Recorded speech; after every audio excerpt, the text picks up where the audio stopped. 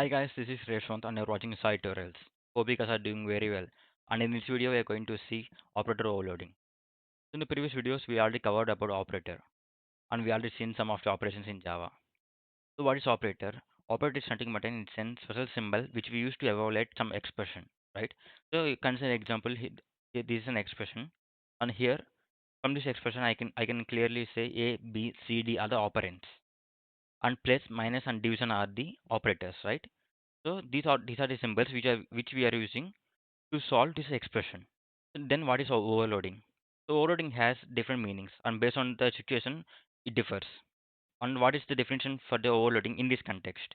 So the overloading in this context means the operator can have multiple ways, right? So which means it has multiple behaviors. So consider an example here: 2 plus 3 equal to 5, and hello plus iteration is equal to hello iteration, right?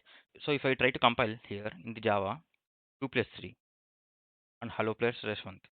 And if I run the program, you can see here we got 5 and hello restaurant, right?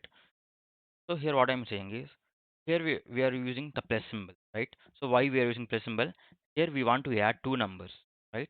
And here we are using the same plus symbol. Here to and what's the role of the plus symbol here? We're trying to add two strings, right? To form a single string. So here the role of the plus operator is addition. And here the role of the plus operator is concatenation, which means nothing but an joining two strings. So in Java, we only have one operator overloading, that is nothing but a plus symbol. Okay. So apart from this plus symbol, we don't have anything called operator overloading in Java. And if you like this video, please like, share, and subscribe.